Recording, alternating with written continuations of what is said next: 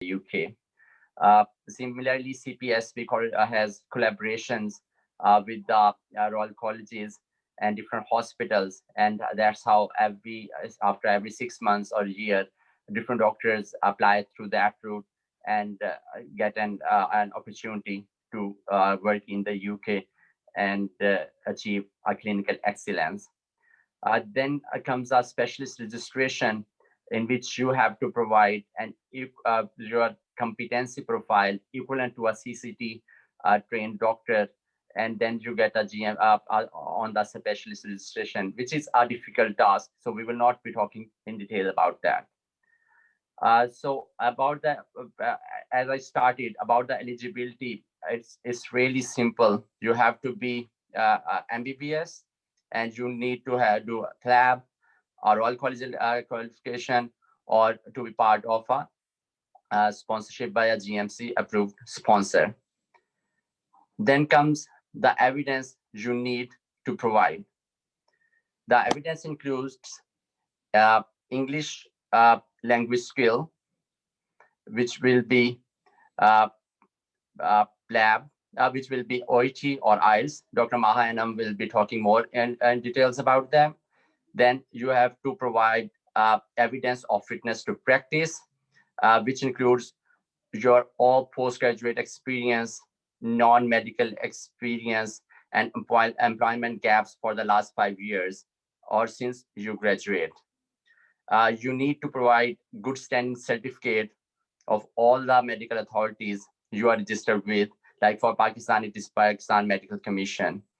And you need to provide employer certificate for all your non-medical practice or your unregistered practice of the duration when you was not registered with a medical authority or you was not involved in a medical practice.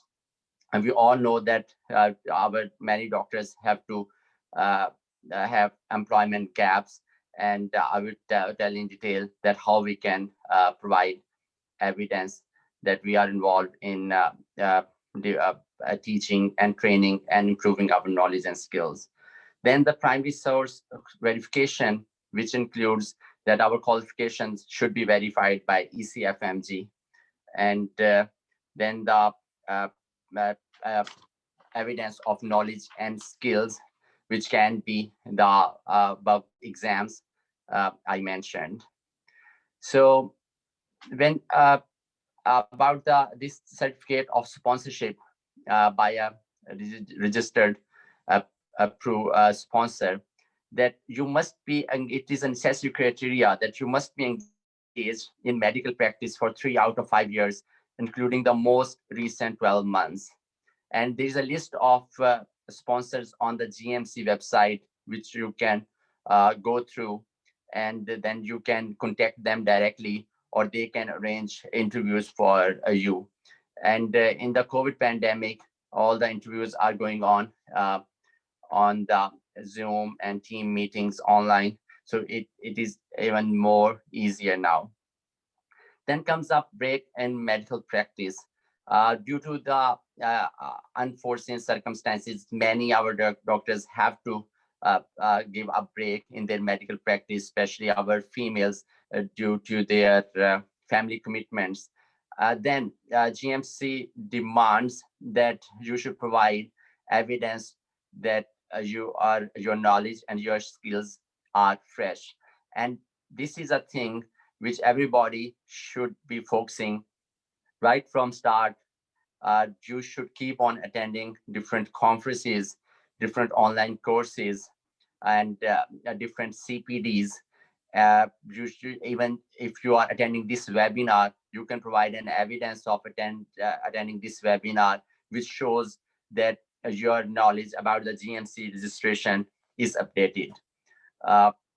So you need to build up a portfolio for you, which you can provide with the certificates and emails as evidence of attending all these courses. And then you should be honest and truthful when you are applying for GMC registration. Whatever your circumstances are, you should mention them clearly in your application, and this would definitely uh, they, help you, because GMC understand, and then they will ask you an evidence in your support of your statement, and you can easily provide that. Uh, Regarding the GMC registration, we will Dr. Anam and Maha will be talking in more details about how to apply for GMC registration. But this is through a GMC online account. You apply, you provide evidence. The first step is definitely to start with getting the minimal qualifications, as we mentioned, and the English eligibility. Once you are done with these two things, then you get your qualifications verified by ECFMG, and attain the good medical practice, good standing certificates from the medical authorities, and then you apply for the GMC registration. In the last, at the end of the session, we will be talking, answering any particular questions you have regarding this. So I will hand over the mic back to Dr. Kashif Chauhan, that he can proceed with the session. Thank you. Thank you very much, Dr. Ali Raza. That's a very brief to the point, information which you have provided, and I'm pretty much sure that the students or the doctors who are listening to it will definitely benefit for that. What I will ask everybody, if you've got any question, just either post it on our Facebook page, the link which I'm gonna share it now on our chat, and also you can post your questions directly on the chat section also, and our coordinators will pick it up and will answer those questions at the end of the session.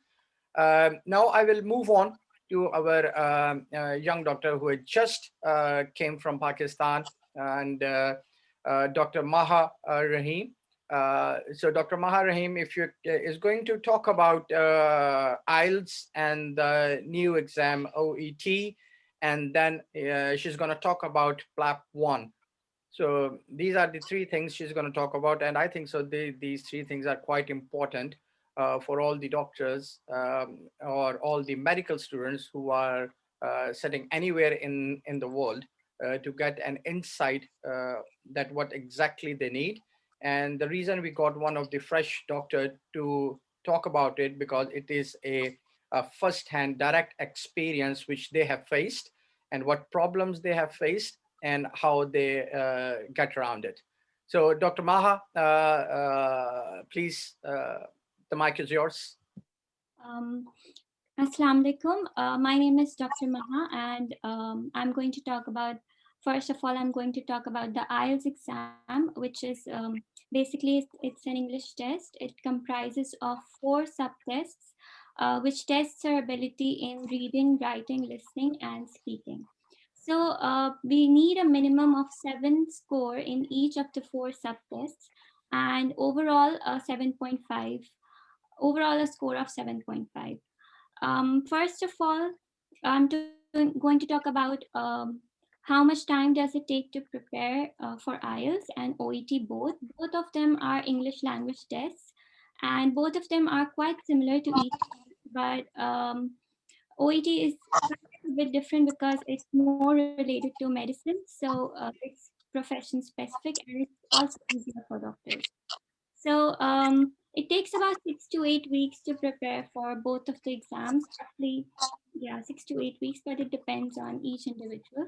And the resources that I think will be very beneficial for IELTS, there are Cambridge books, 1 to 15, but now there are more recent books. I think the 7 to 15 will be more useful because the other books have become quite outdated. And there are some few websites which were quite beneficial for me. There were, I think it was IELTS Advantage and IELTS Buddy websites. There are some Facebook groups which also proved very helpful because you can get feedbacks from there.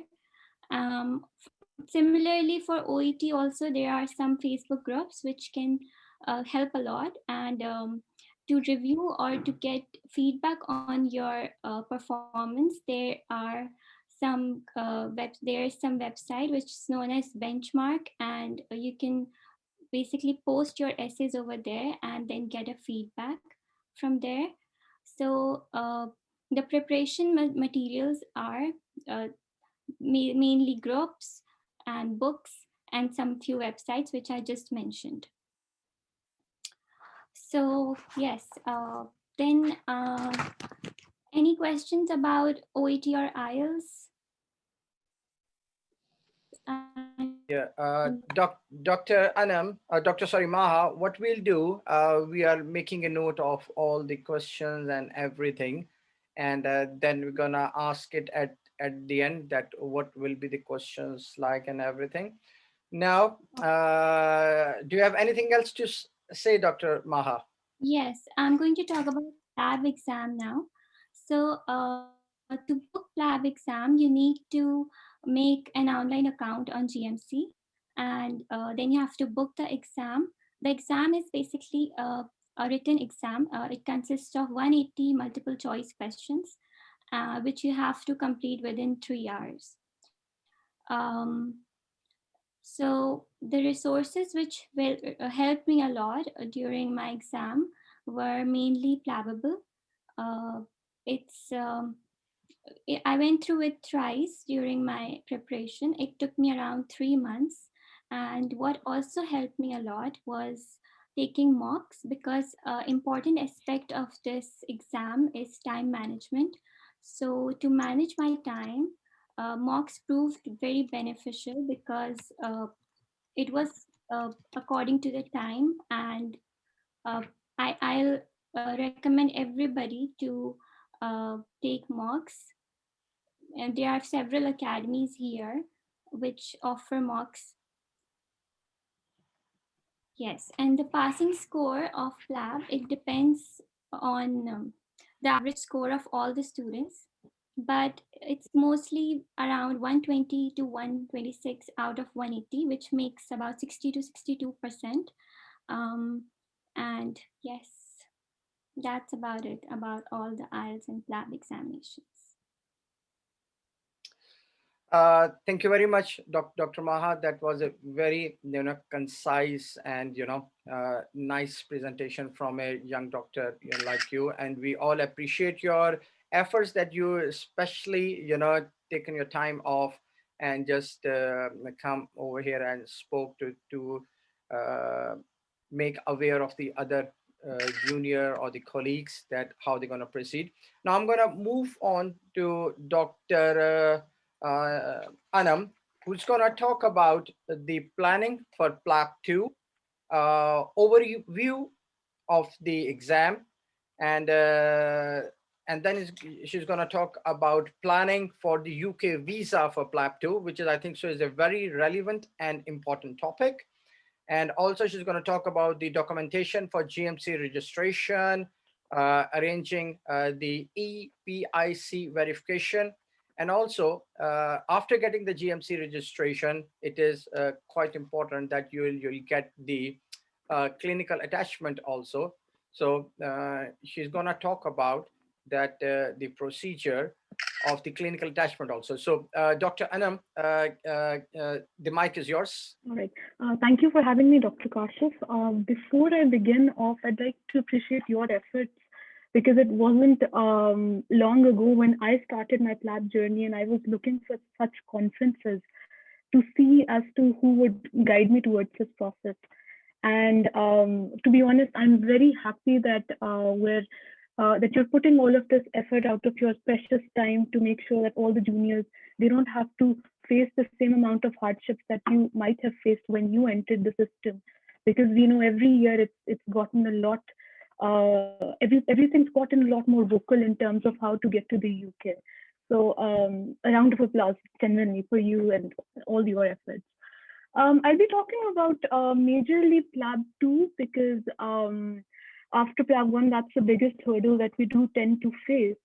And there are just a few common questions that if I were in somebody's place, for all the junior doctors who are listening, who eventually want to be in the UK, have started the process, are in between. So I'll just be answering a few of the questions that I had during that time. And I asked a few of my questions, a few of my friends, what kind of questions they'd want to be answered.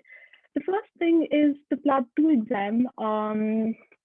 As somebody who's from Pakistan, it's quite easy to say that it's not the kind of exam we've given before in our life. Particularly if you're from Punjab, UHS doesn't tend to prepare you for such an exam because it's more of your communication skills than the knowledge. And GMC itself on the website claims it quite clearly that if you wanted to test your knowledge, you would have tested in PLAB 1. So PLAB 2 itself is a big hurdle because A, we need to shift our entire language to English, and B, we need to concentrate on a lot more how we communicate to people. And while the communication is very important, there's also very certain points that it's a competitive exam. It's luck based on the fact that the 32 candidates that are sitting with you, how well they're doing defines your progress at the end of the day. So PLAB 2, for me, to be honest, was a big hurdle, and I wanted to go very prepared for it. And as much as people will tell you which academy you should choose, at the end of the day, it's more of your effort because when, like every other exam out there, examiners tend to pick up on your examination pool. Similarly, the examiner can tell which academy you belong to the moment you enter into the cubicle. So wherever the academy's notes end, that's where the PLAB 2 itself starts because the examiners are very well aware of where you're prepping from. So PLAB 2 itself, that's what I'd like to talk about it. Since now, due to COVID, all the academies have shifted online. Something that's important is that it does cut down on the cost now because you can attend all those academies online and you wouldn't have to be in the UK after that. And I would suggest if anybody who's looking forward to giving PLAB 2 in the next 6 months, you can take the academy at home, and then for the next 10 to 15 days, you can pick up various online examinations, online mocks that people are doing over Zoom. You can concentrate into that, and you can pick up the mocks by the academy. And along with that, you can also make sure that you've got partners that you can practice with online. So that's how PLAB 2 has changed in the recent events, that is COVID. Along with that, the British visa that you'll be applying for the PLAB 2 would be the visitor's visa, where you'll be requiring the normal documents that you do. Along with that, you'll be requiring a letter of sponsorship, mainly from your father if you're financially dependent upon them and are a fresh graduate like I was, and so was Maha. So the British visa, one question that gets asked over and over again is whether we should mention the academy over there.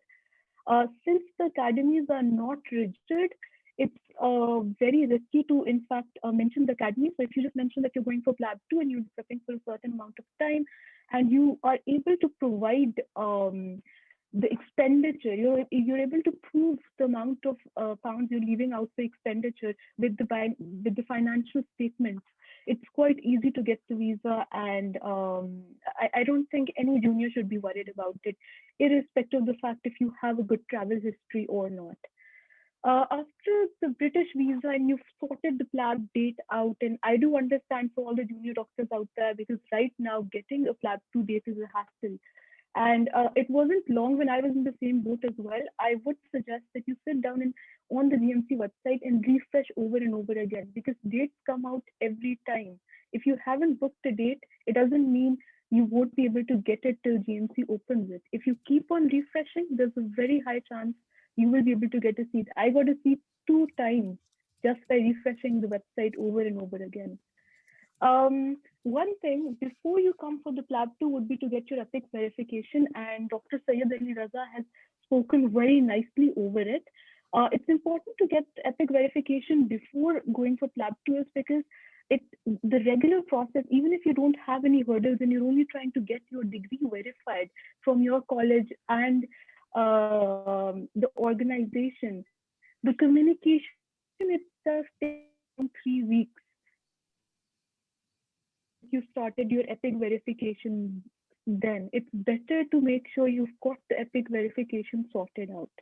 As for the GMC registration, Dr. Sayed Ali Raza again has talked very nicely about it. The documents are the passport, the MBBS degree, the OET results, the experience letter for the internship that we've done, and lastly would be the good standing certificate. So when you're there for your PLAB 2 exam, make sure you have the good standing certificate in your hand, along with make sure you have the ethic verification, so that the moment you get your PLAB 2 results, the first thing that you'd want to do is to apply for the GMC registration. The registration as of COVID has changed a bit in the sense that they don't require you to post the good standing certificate anymore. So you just need to make a PDF file with the 5 documents we've already talked about. And you'll be sending them over to the GMC. They reply in a good 5 to 7 days. And if you're a fresh graduate like me, who doesn't have much of an employment history, it's obviously a lot easier. But like Dr. Sayed Ali Raza talked about, if you're clear about whatever your employment has been over time and you're honest about it, if you've missed a month doing nothing and you mention that you're doing nothing, GMC will not create much of a hassle for that, honestly. And lastly is the topic of attachments, because right now I'm working as a clinical attachment student in one of the university hospitals over here. As much as as much as I feel, because I've gone through the process of an attachment, I don't think it's very mandatory to get an attachment. But all what we've been taught in PLAB 2, how to do the blood sampling, the IV cannulations, the communication skills, as to how I would have to talk to a phlebotomist, the nurse, the pharmacist, all of that comes into practice at an attachment. So if you can, if you're able to pull it off, I think it does give you a lot of benefits, because it gives you a clear picture of the NHS. It defines to you the roles of a junior doctor that you will soon be picking up in a matter of a few months. So that's what I'd like to talk about, and how to apply for an attachment. There are several articles online. I read through them, all of them as well. You just need to email the consultant and the HR. Although it's a very difficult process, but I do think that if you have the opportunity, you should definitely take it, because knowing the NHS without really having much of a responsibility in the system makes the first job a lot easier. So I guess that's all I want to talk about. And yes, back to you, Dr. Kashyap. Dr. Anam, thank you very much for a very nice talk. You have covered quite a few things in a very appropriate way. I must say that you were right on spot, right on target, what the other people likes to know, rather than just going around in circles and circles. So thank you very much for that. Now I have got Dr. Habib Haider, who has started as a trust gate doctor, worked really hard, got the training number, got the training post, did his fellowship, and now he's working as a consultant in acute medicine and stroke, just to get his journey, that how he worked up, starting from the PLAB, going to the consultant level. So the people who are attending this session knows that what they need to do and they need to achieve. If you can see, starting from the first, Dr. Ali explained you very well what is the process of GMC registration. Dr. Maha and Dr. Anam has explained you how to do it. And now we have got Dr. Habib Haider, who will explain you how to progress and achieve your targets and achieve your dream. So Dr. Haider, thank you very much for you to coming in and giving your time. That is really appreciated. So please, if you can start your experience also. Thank you so much, Dr. Kashif Chauhan. And it's being a privilege to invite for this talk from the apps Europe. And I listened all the conversation from all the speakers, especially the young doctors. Hopefully you will be part of the NHS system soon. And thank you, Ali, for explaining everything very well. I've completed my CCT, which is the certification of College of Training from the Royal College of Physician of London in acute medicine and stroke medicine and general medicine.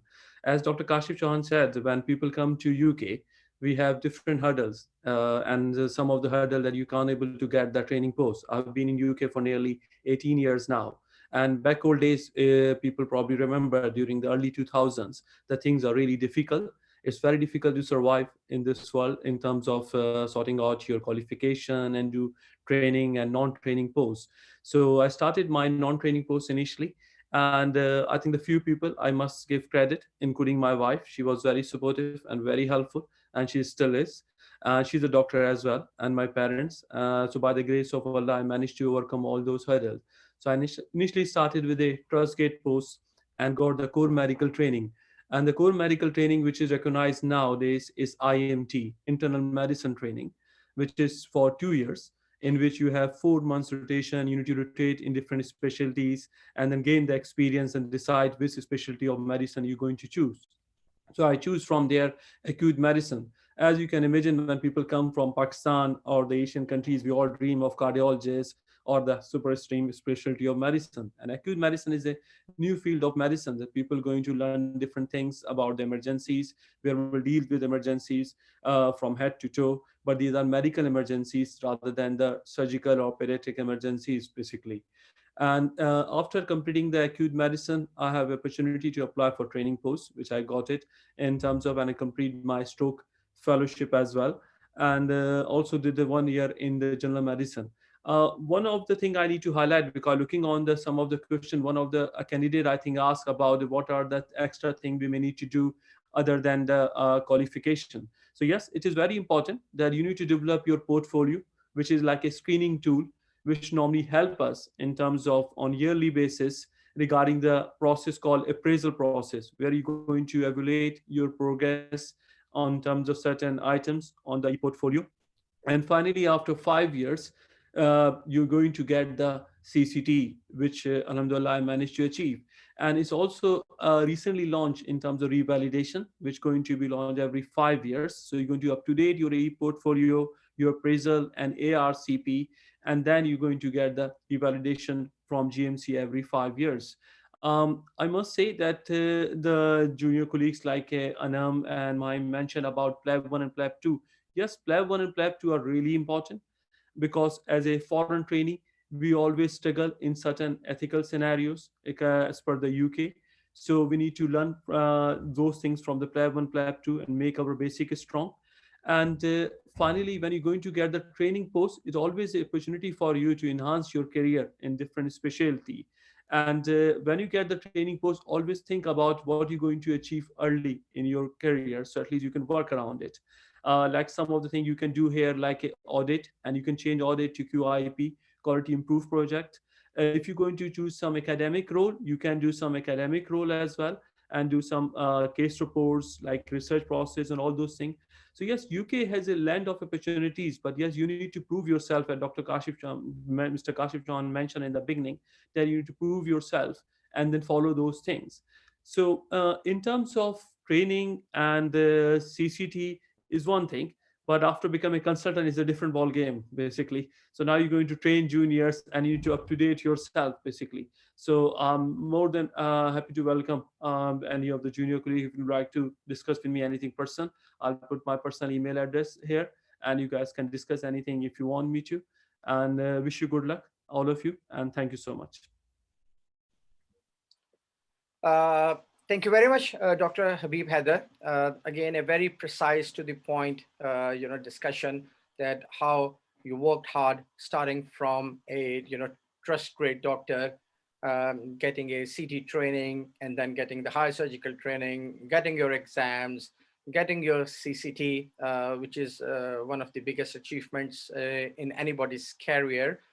And after that, getting the training post or getting the consultant post, and now you are training the juniors.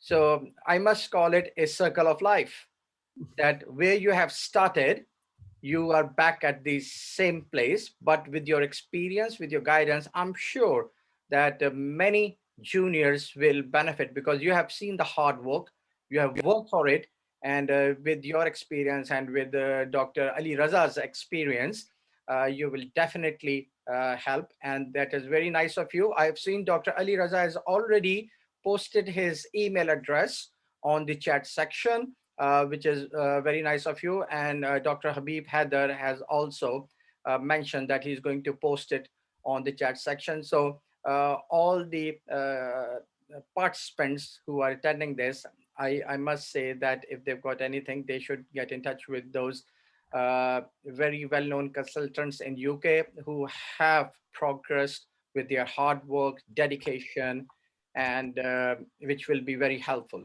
So this is the end of the sessions. Now, the most important thing after the end of the session is our questions and answers.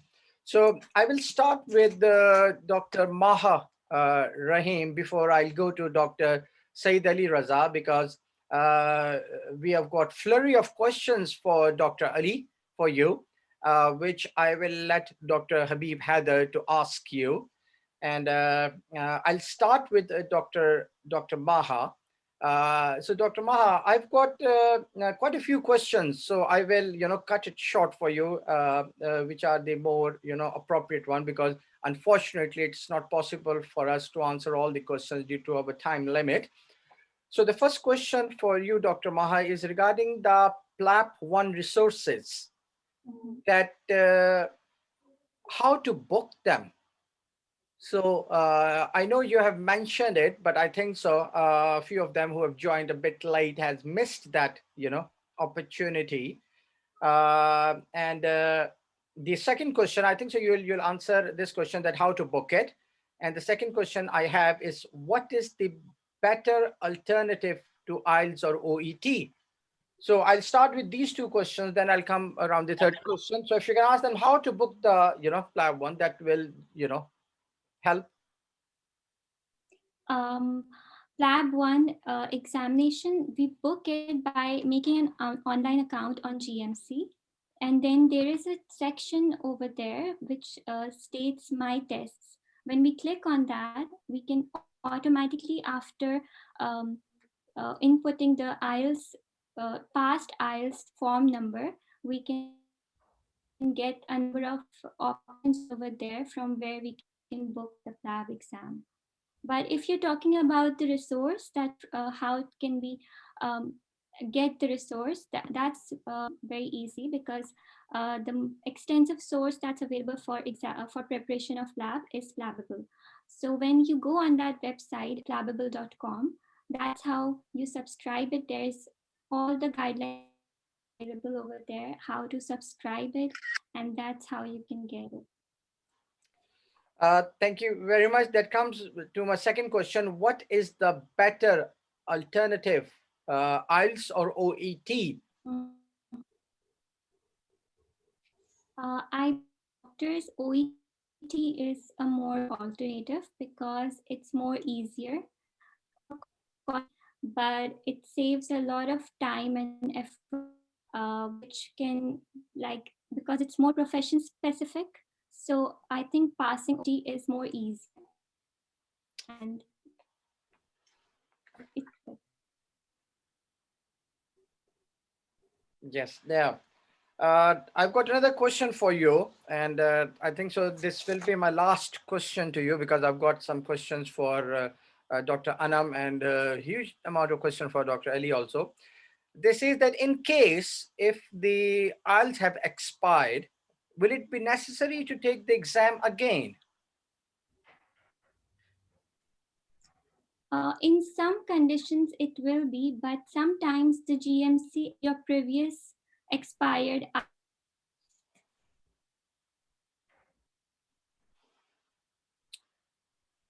think so we are losing Dr. Maha due to the internet, connection. Let's see. Okay, Dr. Maha, I think so. Okay, what we'll do, we will come back to that question to Dr. Maha again, because Dr. Maha, we can't hear you. Maybe you've got some internet issues. Dr. Anam, can you hear me? Yes, sir. Okay, so let's move on to you. what the question. I've got the first question I have for you is how to plan for PLAB 2. Okay. So pre-COVID, it would have been very simple. Come to the UK 4 to 6 weeks before the exam, attend the academy, practice for the remaining time in between, sit for the exam. But like I talked about, now that COVID has hit and most of the stuff has turned online, I wouldn't suggest it would be advisable for you to come to the UK and then eventually take the online academy. So best would be to take the online academy at home. For example, if you've got a date in March, best would be mid-February, pick up the 18-day academy till early March, and for the next 15 to 20 days, come to the UK, practice with your speaking partners over Zoom, because COVID has changed the PLAB so much that you've got 6 telephonic conversations. So you don't need a person in front of you to practice with. If you practice over Zoom, that's more or less what you'll be needing for the exam. So as of now, in terms of COVID, I would suggest attend the academy back home, practice over Zoom, over WhatsApp groups as much as possible, pick up the mocks in the academy in the UK, pick up the appointments that they give you, 3 appointments per academy, where you can go over and just check out the mannequins once, and that should be enough for you to pass lab 2, inshallah. Thank you very much, Dr. Anam. The second question I have for you is how to apply for EPIC verification and GMC registration. Okay, both of these have their own application, their own website pages. For the EPIC verification, you will be needing your passport and your MBBS degree. Most of the common mistakes is that everybody ends up just getting too many information or too many documents registered. But for every document that you give on there, you'll be paying a certain amount of price for it. So you'll be going on to the EPIC verification website online. They'll ask for a lot of your details. Then they'll do an ID appointment with you, where you'll be picking up your passport, you'll be showing it to them, and they'll be checking it with your face, and just to make sure that you're the right person. Then after this got and done that ID appointment, they'll send you'll be sending them your MBBS degree. They will send that MBBS degree to your medical school. The staff at your medical school will verify that you were a student at their medical school, and then they will give you an email saying that you're now verified by EPIC. So point being, it's a to and fro conversation which will last easily over 3 to 4 weeks, even if it's very simple and it's done rightly. So if you've got issues, it might even take longer, which is why I was suggesting to go for EPIC verification as quick as possible. As for the GMC registration, once you have the PLAB 2 exam result in your hand, there's an option on your GMC website where you can apply for it. All you need to do is to fill out a form which will show all your entire employment history, which is where, like Dr. Syed Ali Raza talked about, we'll be talking about every gap that you've taken greater than 28 days. You'll be sitting down and you'll be telling them what exactly you were doing in that time. Once you've sent in that form, GMC will contact you over email. They will ask you one PDF file consisting of the 5 documents that we talked about. You'll be sending those documents to the GMC. Within 7 to 10 days, GMC will give a reply whether they've accepted or rejected or whatever further information they might be needing regarding your registration. Thank you very much, Dr. Anam, which came to a very relevant question. Quite a few people have, sent me that question, which I find that because the reason you have just started the clinical attachment, you are the best person to answer, rather than I'll get 2 of the consultants to answer that question. This is that how to apply for clinical attachments and its benefits. Okay. So like I've talked about, clinical attachment, you apply by picking up a certain consultant and the HR of the same hospital. So you go into the NHS website, you get a list of all the consultants in a certain area. When you go over to the website, you'll figure out how to do that. And then you can message the consultant and the HR of the hospital at the same time. If the consultant agrees that he wants it, he'll send the request to the HR. If the HR agrees, that's when you'll get a clinical attachment. It's a lot harder nowadays. I understand it's because of COVID. Otherwise, it's a pretty simple process. And there's a higher chance that if you're trying to apply to a consultant who is of the same origin as yours, there's a higher chance that you'll be accepted for it. So that's how one applies for the for the attachments. As for the benefits, it's an earlier overview of the NHS, to be honest, because I did my house job in a government hospital in Pakistan, and how I was practicing medicine over there, and how the NHS practices is quite different. And even though in PLAB 2 you try to mold yourself to become that doctor that GMC wants, the clinical attachment lets you live through that practical experience. And you don't have much at stake. As a clinical attachment student, even they know I'm GMC registered, they give me all the stuff that a junior doctor does.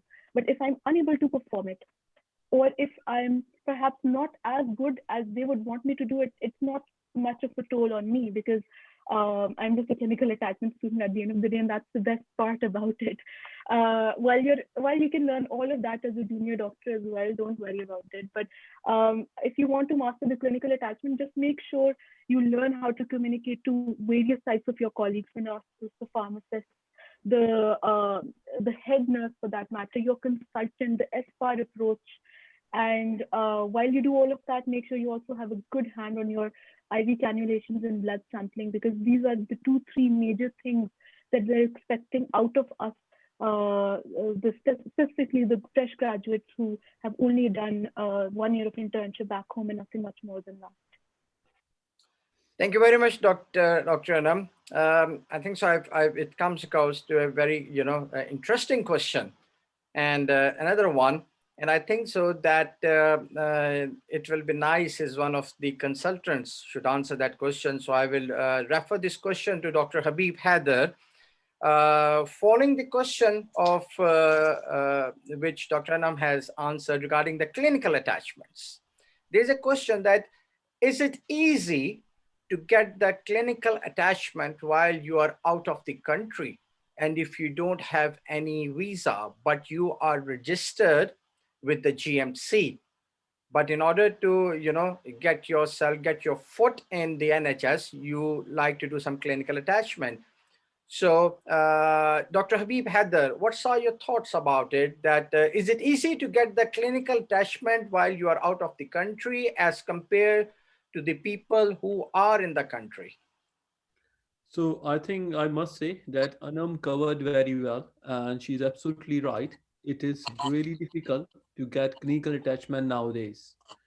Either you are in the country or outside the country. But if you compare the circumstances nowadays, I think it's much easy to get some experience, either in form of clinical attachment, or nowadays they call it clinical observership, when you are in the country, because at least you can visit the hospital, you can show your interest to the consultant, you can tell them that you have freshly graduated and you would like to do something. So at least rather than they're going to give you a block of days, they give you probably few hours in a day, because COVID is really dangerous. It's not only for the people, it's for the person who's going to visit at the same time, and for others also. So I think answer to this question is much easy, or slightly easy you can say, when you are in the country as compare you're outside the country, unfortunately, nowadays. And now since we are in lockdown, it's completely out of blue now. Thank you very much, Dr. Habib, for the answer of the question. I think so that we have got Dr. Maha, back again. Dr. Maha, can you hear us? Yes. Okay, good. So I think so that your third question, we lost you due to the internet connection, despite of the fact we are living in one of the top-rated country. Still, we have got the internet connection problems over there. So I'll come back to your question, which you were answering before. That I'll repeat the question again. That in case IELTS has expired, will it be necessary to take the exam again? No, in some situations it can be necessary, but it's not necessary always because the GMC is accepting the previous expired IELTS reference form number along with a reference form from your tutor or lecturer from where you are doing your postgraduate course. So if that gets accepted, then there's a high possibility that you don't have to take the IELTS again. So that's a very precise and straightforward question. So I will give the mic to Dr. Habib Haider, because I've requested him to just make a note of the questions which are coming on our chat to ask. I think so. Dr. Habib Haider, if you can just direct those questions to the relevant, guest speakers.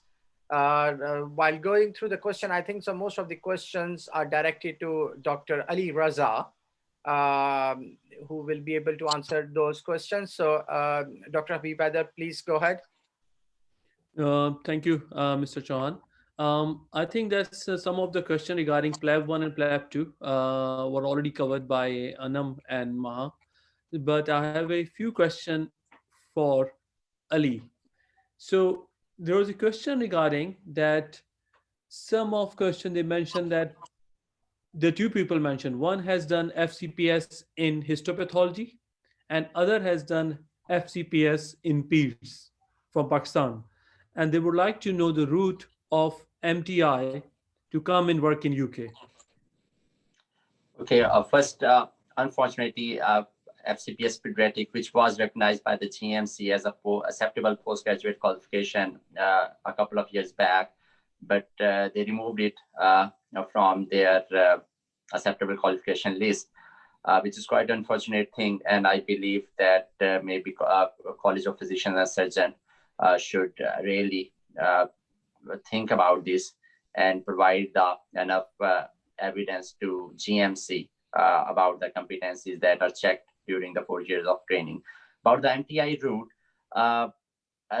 earlier what was going on that after every 6 months or a year, there was a team of consultants from a different institution that were coming to, or from the Royal College coming to Pakistan, conducting the interviews, and people was getting selected and picked up from them.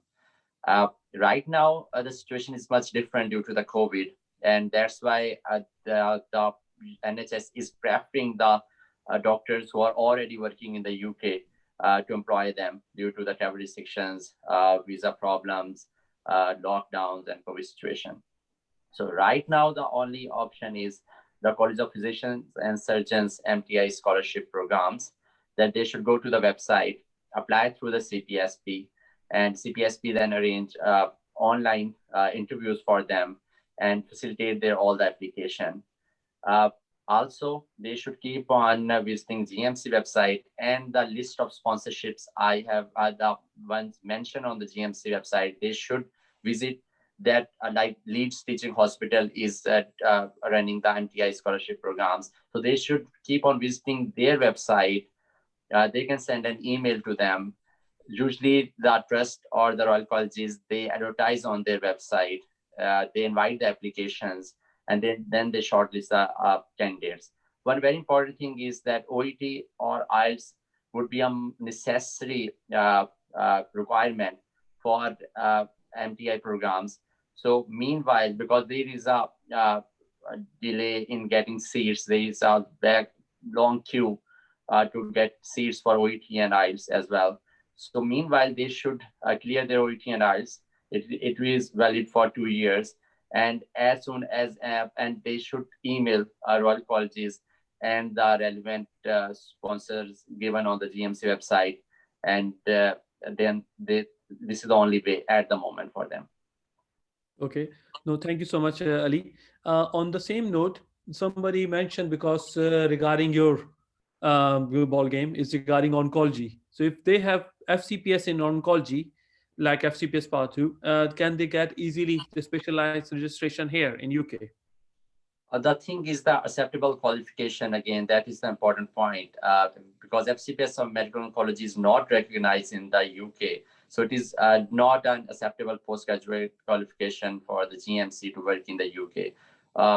For the MTI route, yes, 2 years back and 1.5 year back as well, there were doctors who came to UK via CPSP route.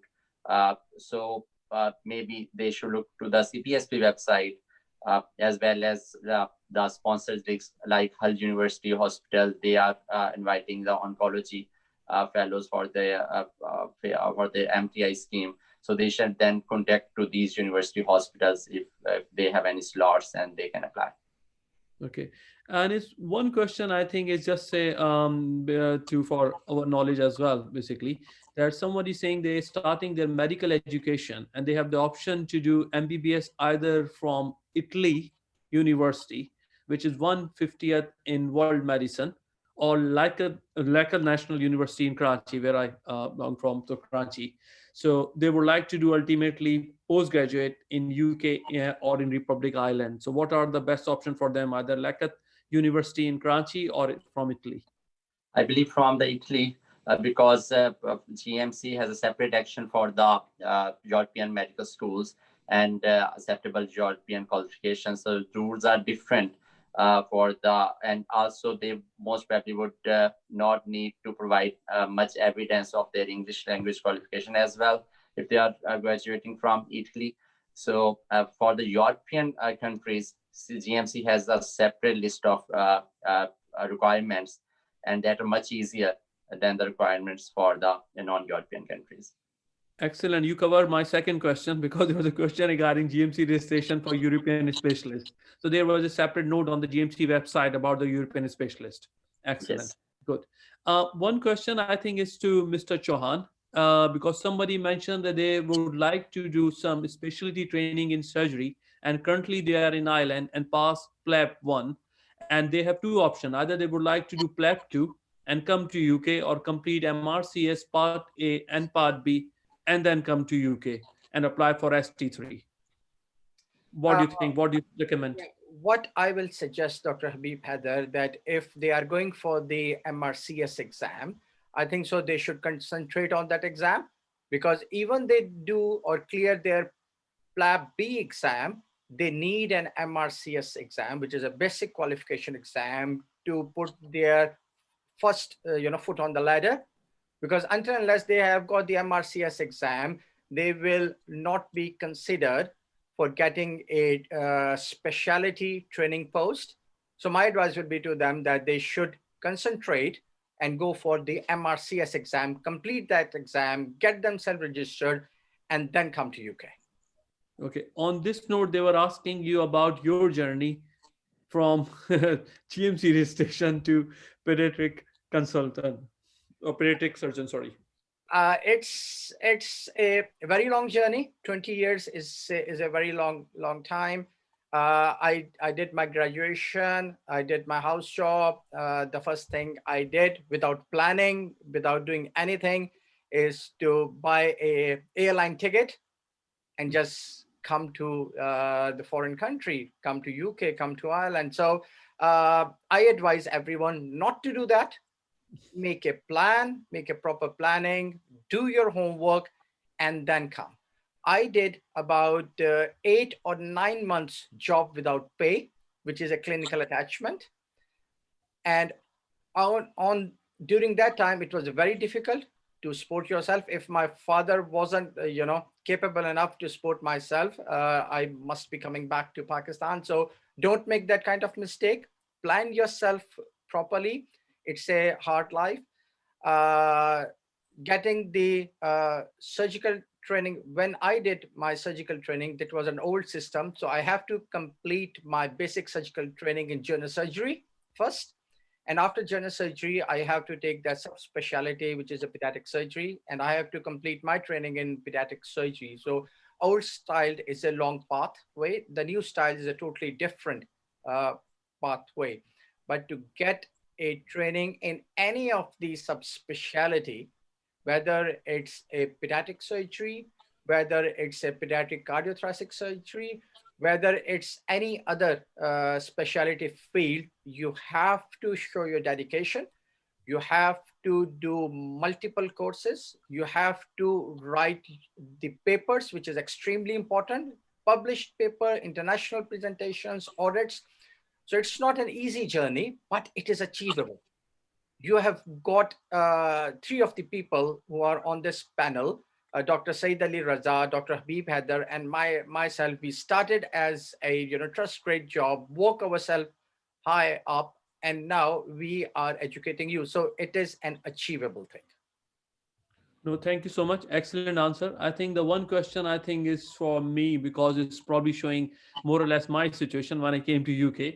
The question is that someone working as a resident general medicine in Pakistan and he cleared his MRCP Part 1 and OET exam, which I think is equivalent to IELTS in back old days when we came to UK, and how he would like to part of the UK system apart from CPSP MIT pathway. So I can tell my friend that although if you are in Pakistan or here, if you are MRCP1 and English language test, you still need to apply for PLAB 1 and PLAB 2 exam to enter in the training post and get register yourself GMC, which is the full GMC registration applying for training post, and then start your career from there.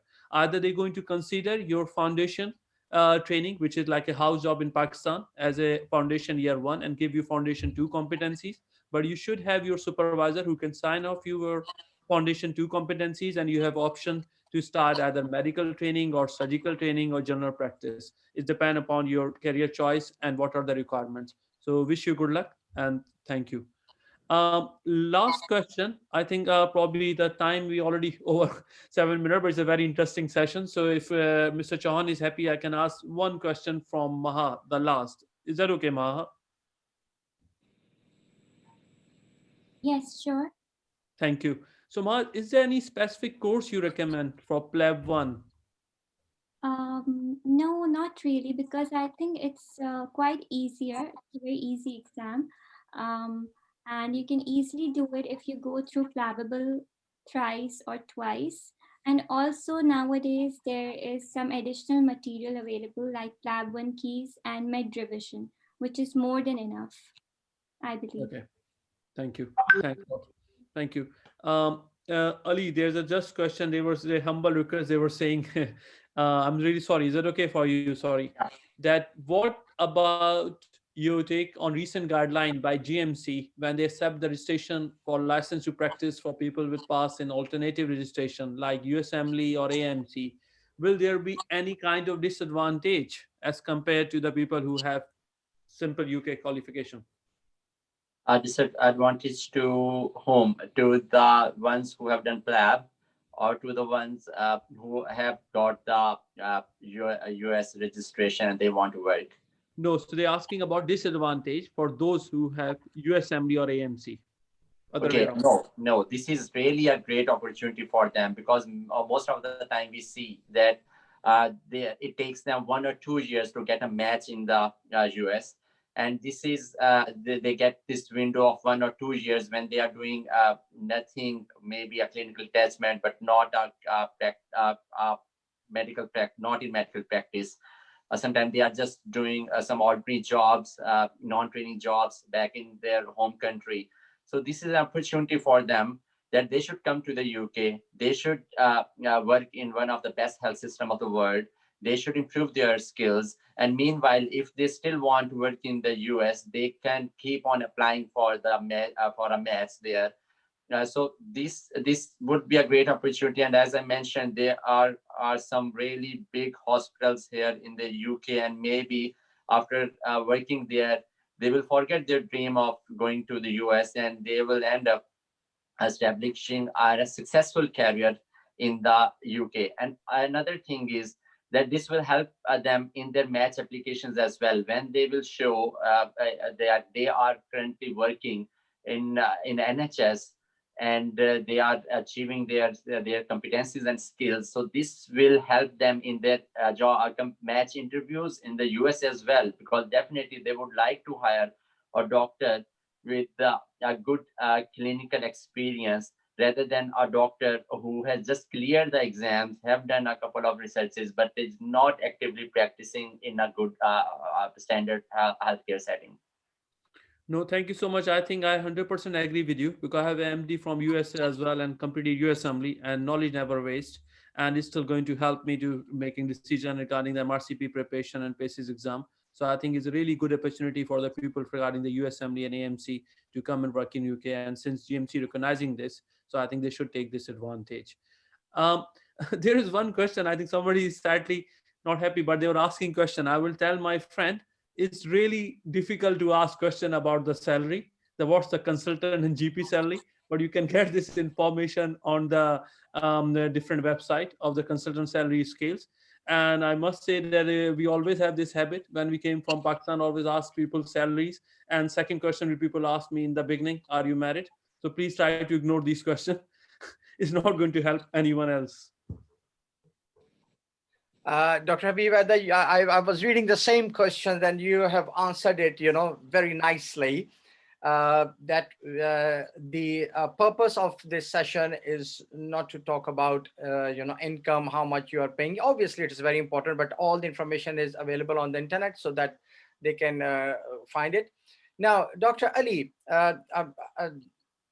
the amount of questions I'm getting is huge. So first of all, apologies to all the participants that we are not able to answer all those questions, but we are going to rewrite the email address on the chat section of two of the consultants who can answer your questions.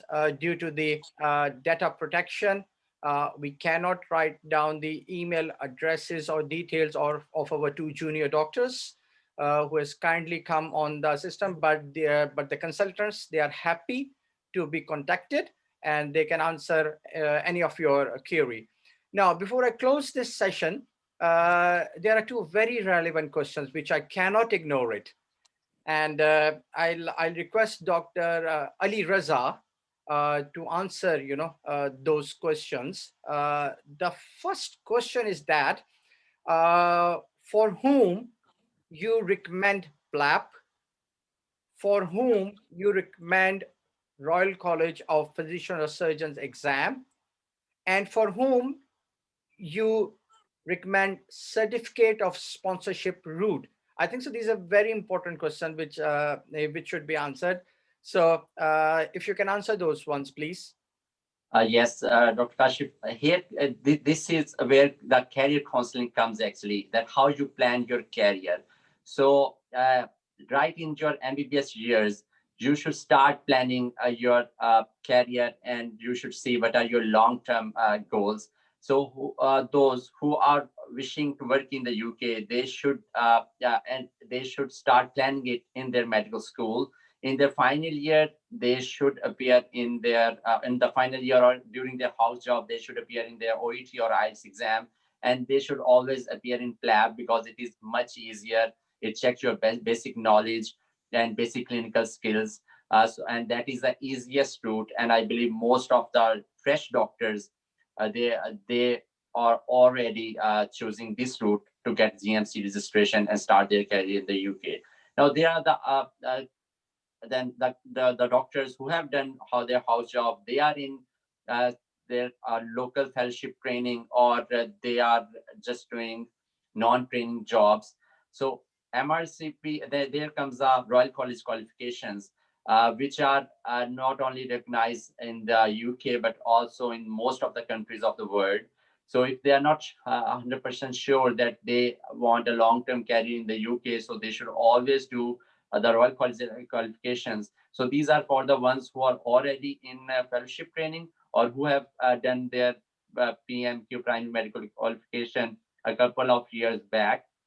So MRCP is or Royal College qualifications are the best route for them. Then comes the certificate of sponsorship. These are the ones who have done already their local fellowships.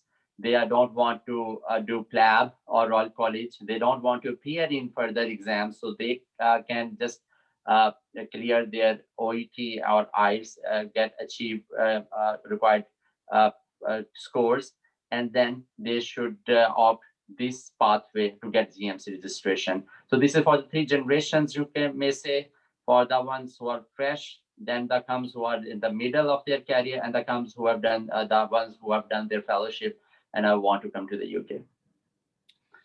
That's very nice of you, Dr. Ali Raza. I think so that I'm going to, conclude the session. Before I conclude the session, can I request Dr. Ali Raza and Dr. Habib Heather to just rewrite their email address, because there are so many messages, who are posted on our chat that it might have been missed. So I hope all of you has benefited from this session. What happened, unfortunately, the FCPS qualification, which is in Pakistan, GMC has got some concerns, and we hope that they should recognize that degree as a postgraduate degree on their papers also. And the problems which the doctors are facing in Pakistan, even they are working as a consultant level, when they come to UK, because UK is a totally new system for them, they have to start from a SHO or the CT level just to know the system. And then with their previous experience with some work and everything, they can get a registrar job. But in order to progress from a registrar to get a training number or to get a senior registrarship, they have to do the local exams in UK to progress further. So I must thank to Dr. Said Ali Raza for your time. Thank you very much. Dr. Habib Haider, thank you very much for your input also. Dr. Anam, for your experience and guidance. Thank you very much for that. And Dr. Maha Rahim, thanks for that. So if you've got any questions, please email the consultants.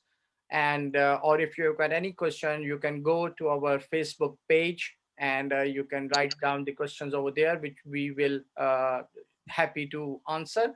So I will close that session now. That session is supposed to be 1 hour, but it's went out to about almost about 1 hour and 25 minutes. So thank you very much, everyone. And inshallah, I hope, we will help you in future. Thanks a lot. Thank you. Thank you. Thank you. Thank you. Thanks.